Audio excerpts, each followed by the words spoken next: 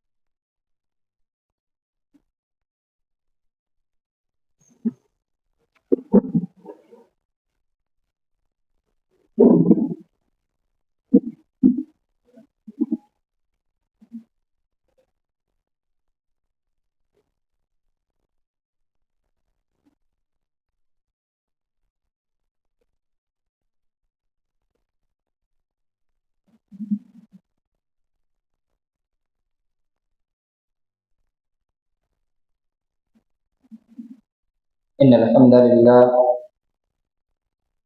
نحمده ونستعينه ونستغفره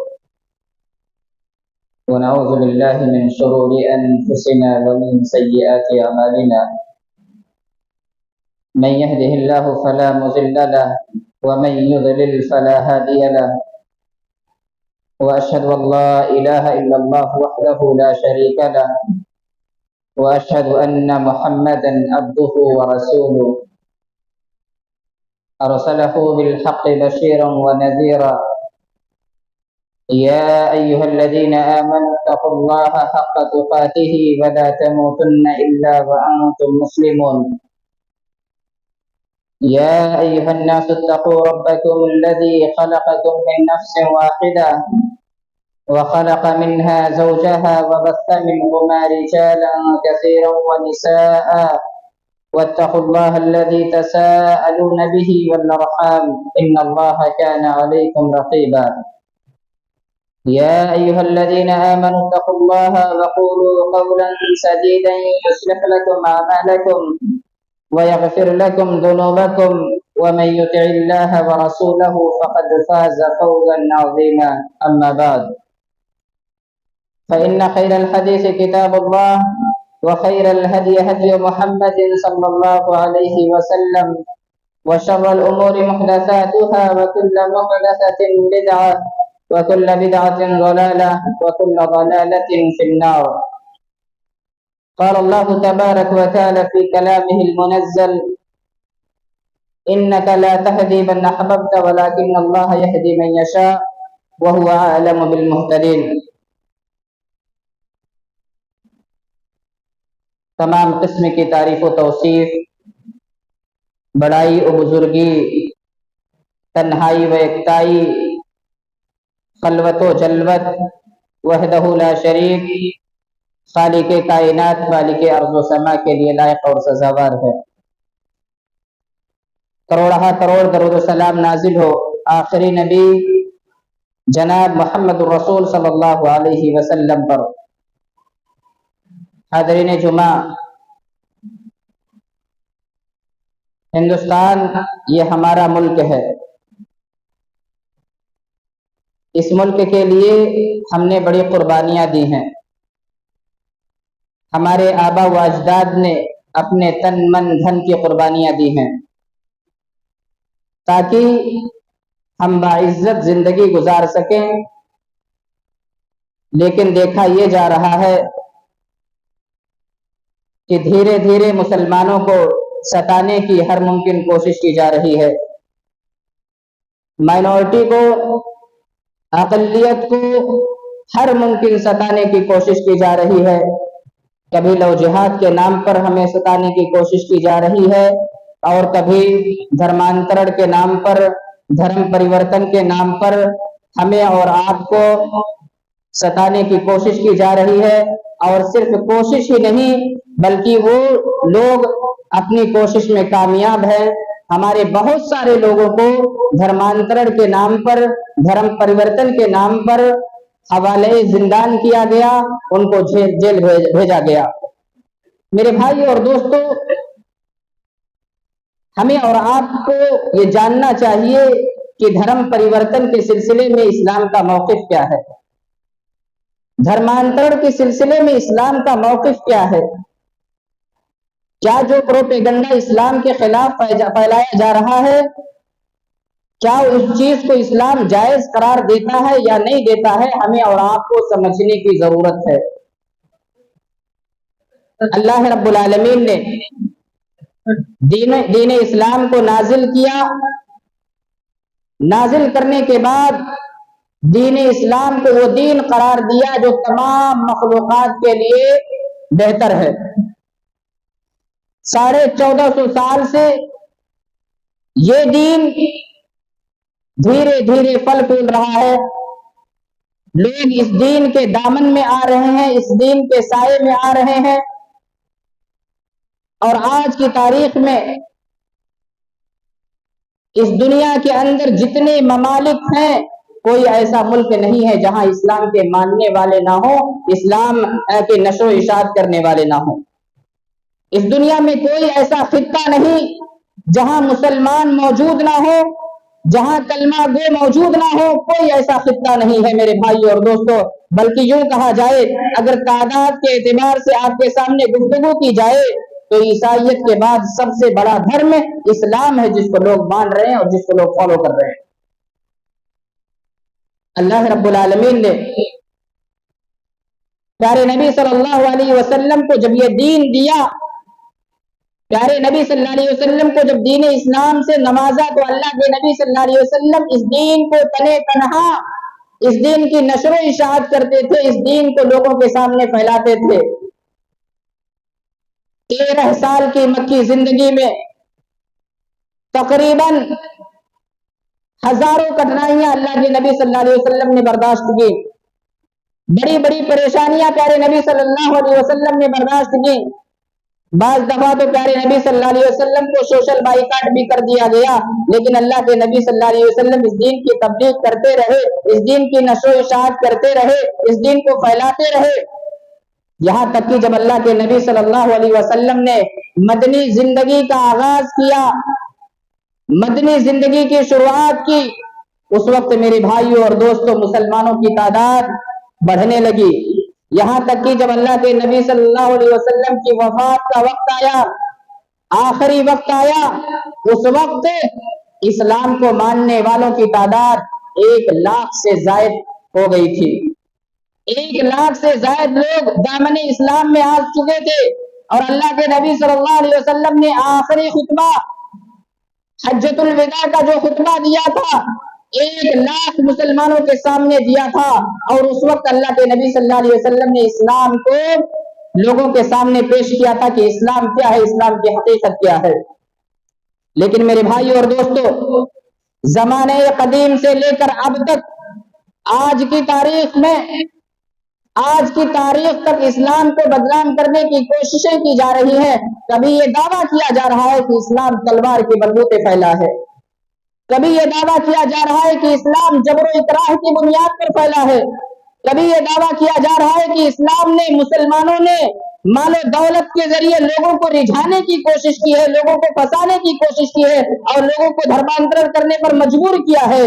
لیکن میرے بھائی اور دوستو، اگر عقل ہم استعمال کریں اور شرعی نقطۂ نظر سے ہم دیکھیں تو ہمارے سامنے یہ بات کشف ہو جاتی ہے کہ اسلام تلوار کے بلبوتے نہیں پھیلا، اسلام روپے اور پیسوں کے بلبوتے نہیں پھیلا، اسلام اگر پھیلا ہے تو دعوت اور نشر و اشاعت کے سبب پھیلا ہے، اسلام اگر پھیلا ہے تو اخلاق حسنہ کی بنیاد پر پھیلا ہے۔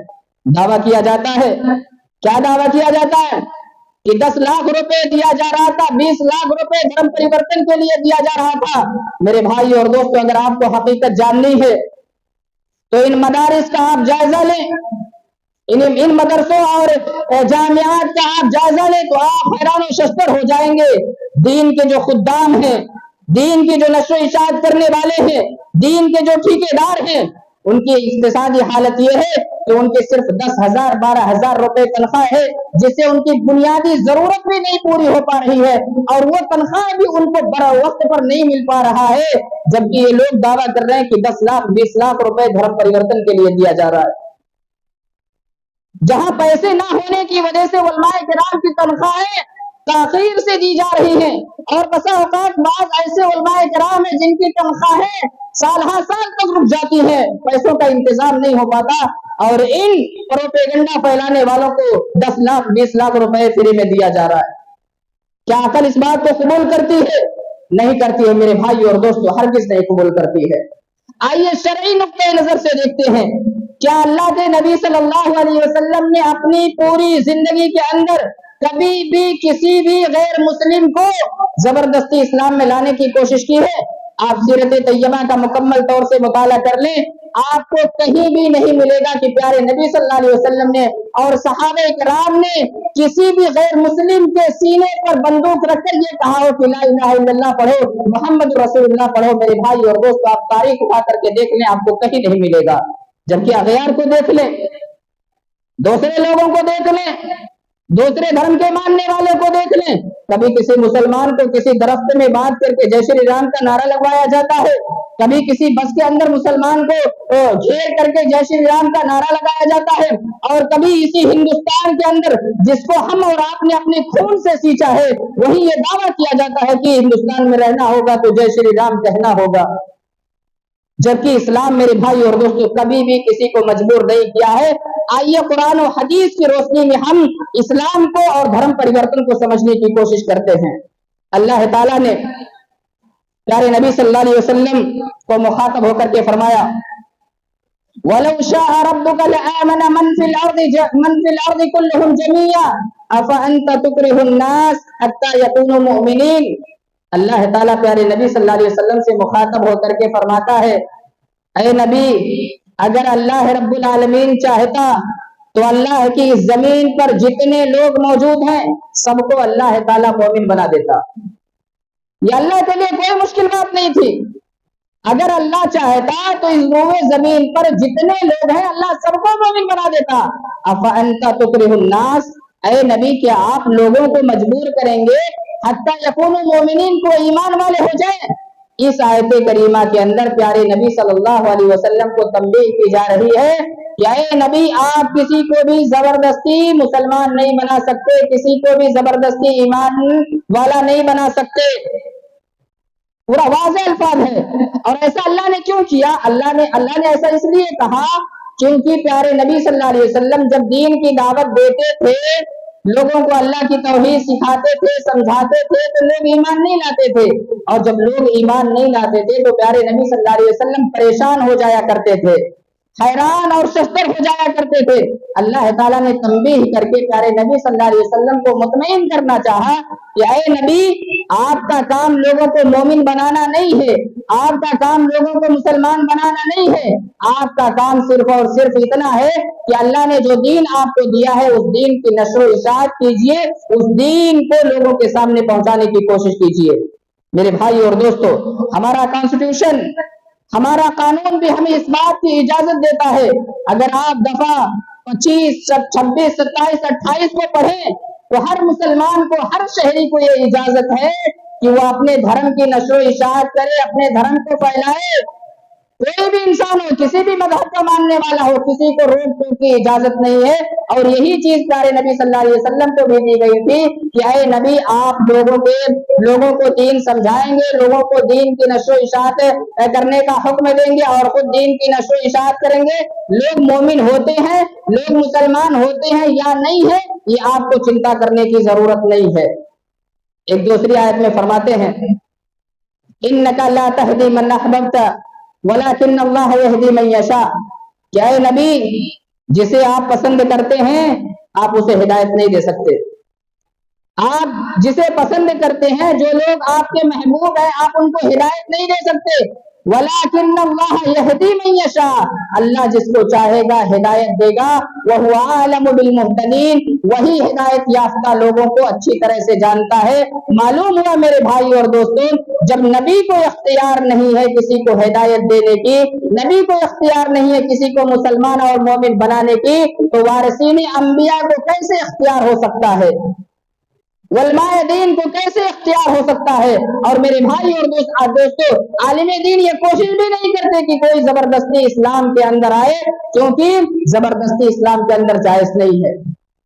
इसी तरह से अल्लाह ताला एक तीसरी आयत में फरमाता है, फदक्किर इन्नमा अंत मुदक्किर लस्ता अलैहिम बिमुसैतिर। ऐ नबी, आप लोगों को नसीहत कीजिए, आपका काम नसीहत करना है। लस्ता अलैहिम बिमुसैतिर, ऐ नबी आप लोगों पर दारोगा नहीं है, लोगों पर दारोगा नहीं है। इसका मतलब ये है कि ऐ नबी, आप जो चाहेंगे वो नहीं होगा, अल्लाह रब्बुल आलमीन जो चाहेगा वही होगा। आपके जिम्मा जो जिम्मेदारी है, आप उस जिम्मेदारी को पूरा कीजिए। इसी तरह से एक आयत के अंदर और अल्लाह फरमाता है कि ला इकराहा फिद्दीन कद तबय्यन रुश्द मिनल गय। लोगों सुनो, दीन के अंदर जबरदस्ती नहीं है, दीन के अंदर जबरदस्ती नहीं है। हिदायत भी जाहिर है, गुमराही भी जाहिर है, सारी चीजें जाहिर है। अब आदमी अपने मन के मुताबिक, अपने इल्म और तजर्बे के मुताबिक हिदायत वाले रास्ते को इख्तियार करता है या गुमराही वाले रास्ते को इख्तियार करता है, ये इंसान को इख्तियार है। और कोई भी मुसलमान या कोई भी इंसान, किसी को भी इजाजत नहीं है किसी भी इंसान को मुसलमान बनाने की कोशिश करे या किसी भी धर्म के मानने वाला बनाने की कोशिश करे, ये किसी को भी इजाजत नहीं है। इसी तरह से एक और आयत के अंदर अल्लाह वाज़ेह अल्फाज में फरमाता है, वकुलिल हक़्क़ु मिर रब्बिकुम फमन शाअ फलयुमिन वमन शाअ फलयकफुर। क्या है नबी, कह दीजिए हक तुम्हारे रब की तरफ से है। फमन शाअ फलयुमिन वमन शाअ फलयकफुर, जो चाहे ईमान लाए और जो चाहे ईमान ना लाए। इस आयत करीमा के अंदर भी लोगों को इख्तियार दिया जा रहा है और बतलाया जा रहा है कि जो चाहेगा ईमान लाएगा अल्लाह की जात पर, जो चाहेगा इनकार करेगा। और उसके बाद दूसरी आयतों के अंदर अल्लाह बयान करता है कि अगर उसने अल्लाह की जात पर ईमान ले आया, अल्लाह की जात को मान लिया, अल्लाह रब्बुल आलमीन की इबादत करने लगा, तो अल्लाह ताला उसे जन्नत अता करेगा। लेकिन अगर अल्लाह के रास्ते को इख्तियार नहीं किया तो ऐसी सूरत हाल में मेरे भाई और दोस्तों, ऐसा इंसान जहन्नम के अंदर जाएगा। इन तमाम आयात का निचोड़ ये है मेरे भाई और दोस्तों कि किसी को भी जबरदस्ती नहीं किया जाएगा। धर्म परिवर्तन से मुताल्लिक हर इंसान आजाद है, لیکن یاد رکھیں اللہ کہتا ہے انا ہدیناہ السبیل اما شاکرا و اما کفورا، ہم نے انسان کو راستہ دکھلا دیا، اب انسان شکر گزار بنتا ہے یا ناشکرا بنتا ہے یہ انسان کو اختیار ہے، لہذا آپ جیسا راستہ اختیار کریں گے آپ کے مرنے کے بعد نتیجہ اسی طرح سے آئے گا۔ اگر آپ نے اچھے راستے اختیار کیے ہوں گے تو اللہ تعالیٰ نتیجہ آپ کے حق میں بہتر دے گا، اور اگر آپ نے اچھے راستے اختیار نہیں کیے ہوں گے تو اللہ رب العالمین کے ہاں نتیجہ بہت برا ہوگا۔ ان تمام آیات سے معلوم ہوا کہ کبھی بھی کسی بھی انسان کو زبردستی اپنے دھرم کے اندر نہیں لایا جا سکتا ہے، خاص طور سے اسلام کے اندر کسی کو بھی نہیں لایا جا سکتا ہے۔ میرے بھائی اور دوستو، آئیے زبردستی اسلام میں داخل کرنے کے سلسلے میں چند باتوں پر غور کریں۔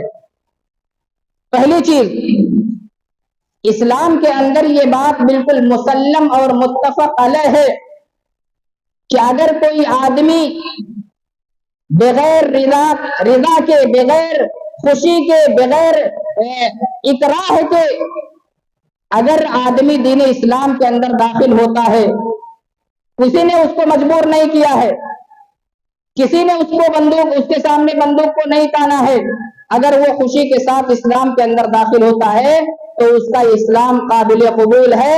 لیکن اگر جبر و اکراہ کی بنیاد پر کوئی آدمی اسلام کے اندر داخل ہوتا ہے تو اس کا اسلام قابل قبول نہیں ہے۔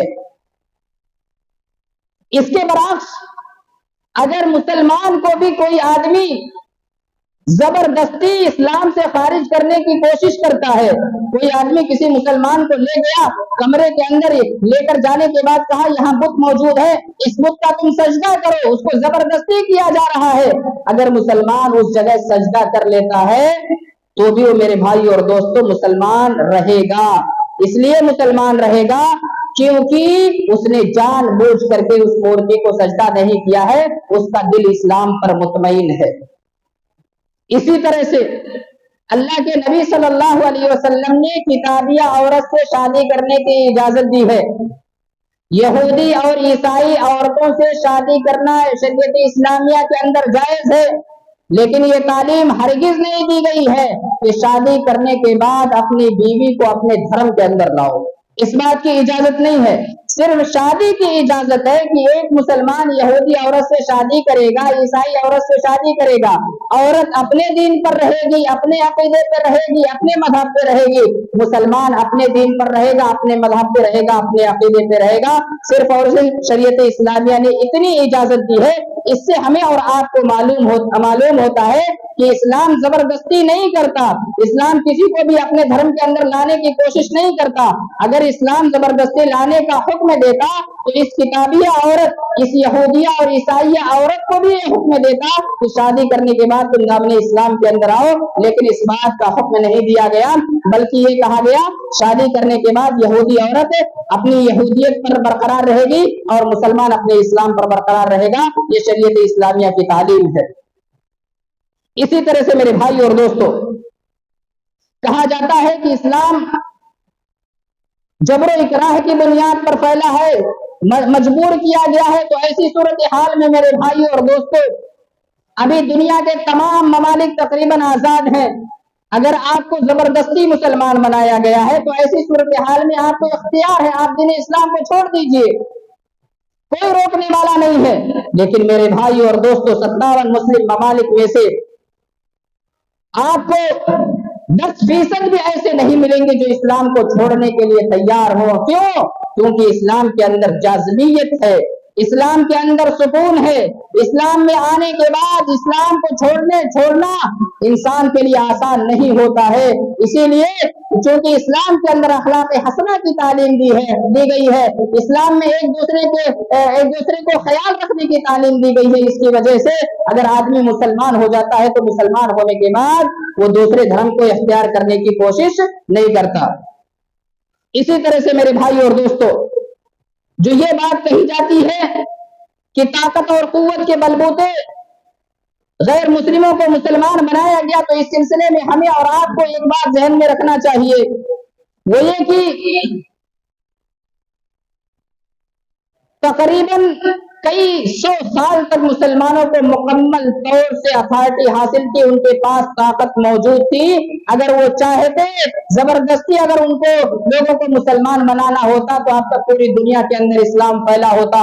آپ دیکھ لیجئے، عہد نبوی کو دیکھ لیجئے، عہد صحابہ کو دیکھ لیجئے، عہد اموی کو دیکھ لیجئے، عہد عباسی کو دیکھ لیجئے، اس کے بعد کے جتنے ادوار ہیں ان کو دیکھ لیجئے، مسلمان پوری طاقت اور قوت میں تھے۔ اگر مسلمان چاہتے، مسلمان اگر جبر و اکراہ کرتے تو ایسی صورتحال میں میرے بھائی اور دوستوں پوری دنیا کے اندر لوگ مسلمان ہوتے، لیکن مسلم رہنماؤں نے کبھی بھی زبردستی نہیں کیا ہے۔ حضرت عمر فاروق رضی اللہ تعالیٰ عنہ کا زمانہ تھا، عمر فاروق رضی اللہ تعالیٰ عنہ کی خلافت تھی، سارے مناصب پر مسلمان فائز تھے، لیکن ایک مجوسی حالت نماز میں عمر فاروق رضی اللہ تعالیٰ عنہ اس وقت امامت کر رہے تھے، ایک مجوسی شخص جا کر کے حضرت عمر فاروق رضی اللہ تعالیٰ عنہ کو شہید کر دیتا ہے۔ میرے بھائی اور دوستوں، اگر مسلمان زبردستی کرتے تو عمر فاروق رضی اللہ تعالیٰ عنہ ایسے لوگوں کو برطرف کر دیتے، ایسے لوگوں کو نکال دیتے، یہ مجوسی اور آتش پرست اس وقت موجود ہی نہیں ہوتے، لیکن ان کو نکالا نہیں گیا تھا، بلکہ ان کو بڑے بڑے مناصب عطا کیے گئے تھے، جس کا سہارا لے کر مجوسی نے حضرت عمر فاروق رضی اللہ تعالیٰ عنہ کو شہید کیا ہے۔ آئیے ہم اور آپ تاریخ کے حوالے سے جانیں کہ جب مسلمانوں کی حکومت تھی تو کیا مسلمانوں نے جبر و اکراہ کیا، کسی کو ستانے کی کوشش کی، کسی کو زبردستی مسلمان بنانے کی کوشش کی؟ اس سلسلے میں میرے بھائی اور دوستوں، ہم اور آپ غیر مسلم مفکرین اور مورخین کے احوال کو پڑھنے کی اور سمجھنے کی کوشش کرتے ہیں۔ فرانس کا ایک مشہور مورخ اور مفکر گستاولی کہتا ہے، ڈاکٹر گستاولی کہتا ہے کہ مسلمانوں نے ہمیشہ مفتوح اقوام کو ان کے مذہب پر چلنے کی آزادی دی ہے، یعنی کبھی بھی مسلمانوں نے حکومت حاصل کرنے کے بعد کسی بھی مذہب کے ماننے والوں کو ستانے کی کوشش نہیں کی ہے، ان کو مکمل اتھارٹی دی ہے کہ وہ جس طرح سے چاہیں اپنے مذہب پہ رہیں، جس طرح سے چاہیں اپنے مذہب پر چلیں، جس طرح سے چاہیں اپنے مذہب کو فالو کریں، کوئی بھی دقت نہیں تھی، اور حکومتوں نے کسی بھی طرح کا انٹرفیئر نہیں کیا ہے۔ جبکہ آج کے وقت میں میرے بھائی اور دوستوں، اغیار کی جو حکومتیں ہیں وہ مسلمانوں کے ساتھ کیسا برتاؤ کر رہی ہیں آپ کے سامنے بالکل واضح ہے۔ ان کو آپ کا روڈ پر 5 منٹ 10 منٹ وقت نماز پڑھنا برداشت نہیں ہوتا، جبکہ وہ اپنے تہواروں کو اسی روڈ پر گھنٹوں مناتے ہیں، ان کو کوئی دقت نہیں ہوتی۔ اس طرح کا وہ ظلم مسلمانوں پر کر رہے ہیں، لیکن مسلمانوں کی جب تاریخ ہم پڑھتے ہیں، مسلمانوں کی جب حکومت تھی تو مسلمانوں نے کبھی بھی اس طرح کا معاملہ اور اس طرح کا بھید بھاؤ نہیں کیا ہے۔ اسی طرح سے اس ہندوستان کے سب سے پہلے وزیر اعظم پردھان منتری پنڈت جواہر لال نہرو نے اپنی کتاب ڈسکوری آف انڈیا کے اندر لکھا ہے، صفحہ 402 پر لکھا ہے کہ مغل اور افغان کی جب حکومتیں تھیں تو مغل اور افغان کے لوگوں نے کبھی بھی ایسا نہیں کیا کہ غیر مسلموں کو ان کے مذہب پر عمل کرنے سے روکا ہو، کبھی بھی اس طرح سے نہیں کیا، بلکہ افغان اور مغل حکومتوں نے اپنے حکام کو یہ فرمودات جاری کیے کہ کسی بھی طرح سے کسی بھی مذہب کے ماننے والوں کو کوئی پریشانی نہیں ہونی چاہیے، سب کو اپنے مذہب پر عمل کرنے کی اجازت ہے، سب کو اپنے مذہب کے مطابق چلنے کی اجازت ہے، کسی کو بھی روک ٹوک کی اجازت نہیں ہے۔ آپ کتابوں کا مطالعہ کریں تو آپ کو معلوم ہو جائے گا میرے بھائی اور دوستوں۔ اسی طرح سے فرانسیسی ایک شخص جو سیاح تھا، اس ہندوستان کے اندر آتا ہے، اس ہندوستان کے پوجا پاٹ استھلوں کو دیکھتا ہے، دیکھنے کے بعد وہ یہ کہتا ہے کہ اس ہندوستان کے اندر سینکڑوں سال مسلمانوں نے حکومت کی ہے، لیکن کبھی بھی مسلمانوں نے کسی کے سنستا کو برباد کرنے کی کوشش نہیں کی ہے، کسی کے پوجا کرنے کی جو جگہ ہے ان کو برباد کرنے کی کوشش نہیں کی ہے، اس نے اپنی کتاب کے اندر لکھا ہوا ہے۔ اس کے علاوہ میرے بھائی اور دوستوں، بہت سارے مورخین ایسے ہیں، مفکرین ایسے ہیں جو یہ دعویٰ کرتے ہیں کہ مسلمانوں کی حکومت جب تھی تو مسلمانوں نے کبھی بھی کسی کے ساتھ بھید بھاؤ نہیں کیا ہے. مسلمانوں نے ہمیشہ انصاف کے ساتھ حکومتیں کی ہے. غیاث الدین تغلق جب حکومت اس کے ہاتھ میں آئی تو انہوں نے اپنے حکمرانوں کو یہ حکم دیا تھا کہ کسی کے بھی مذہب میں کسی بھی طرح کا انٹرفیئر کرنے کی اجازت نہیں ہے. لیکن میرے بھائی اور دوستو، آج کی حکومتوں کو اگر آپ دیکھیں تو یقیناً بہت افسوس ہوتا ہے. ایسا لگتا ہے کہ یہ حکومتیں ہمارے لیے حاکم نہیں ہیں بلکہ ہمارے لیے ظالم و جابر ہیں. ہمارے لیے ظالم و جابر ہیں. آپ ان حکومتوں کو چھوڑ دیجئے. بر وقت اس دنیا کے اندر 57 مسلم ممالک ہیں. میرے بھائی اور دوستو، کوئی ایسا ملک آپ بتائیے جہاں غیر مسلموں کو ستایا جاتا ہو، جہاں غیر مسلموں کو مارا جاتا ہو، جہاں غیر مسلموں کو پکڑ کے یہ کہا جاتا ہو کہ تم لا الہ الا اللہ محمد رسول اللہ پڑھو. کوئی ایک ملک دکھا دیجیے آپ کو نہیں ملے گا. جبکہ آپ اغیار کو دیکھیں گے، بہت سارے ممالک ایسے ہیں جو مسلمانوں پر ظلم کر رہے ہیں، مسلمانوں کے بچوں کو مار رہے ہیں، مسلمانوں کے بچوں کو بھوکا اور پیاسا رہنے پر مجبور کر رہے ہیں. بہت سارے ممالک ایسے ہیں. ایسے لوگوں کو اللہ رب العالمین سے ڈرنا چاہیے. یاد رکھیں، جو بھی حکومتیں آج اپنے رعایا کو ستا رہی ہیں، کل قیامت کے دن پرلے کے دن ان کا حساب ہونا ہے. اللہ رب العالمین کے سامنے ان کو حساب دینا ہے. اللہ رب العالمین سے دعا ہے اللہ تعالی ہم تمام مسلمانوں کو اس ہندوستان کے اندر محفوظ رکھ. آمین. إن الحمد لله نحمده ونستعينه ونستغفره ونعوذ بالله من شرور أنفسنا ومن سيئات أعمالنا. من يهده الله فلا مضل له ومن يضلل فلا هادي له. وأشهد أن لا إله إلا الله وحده لا شريك له وأشهد أن محمدا عبده ورسوله. إن الله وملائكته يصلون على النبي يا أيها الذين آمنوا صلوا عليه وسلموا تسليما. اللهم صل على محمد وعلى آل محمد كما صليت على إبراهيم وعلى آل إبراهيم إنك حميد مجيد. اللهم بارك على محمد وعلى آل محمد كما باركت على إبراهيم وعلى آل إبراهيم إنك حميد مجيد. عباد الله رحمكم الله، إن الله يأمر بالعدل والإحسان وإيتاء ذي القربى وينهى عن الفحشاء والمنكر والبغي يعظكم لعلكم تذكرون. اذكروا الله يذكركم وادعوه يستجب لكم ولذكر الله تعالى أعلى جل وأكبر.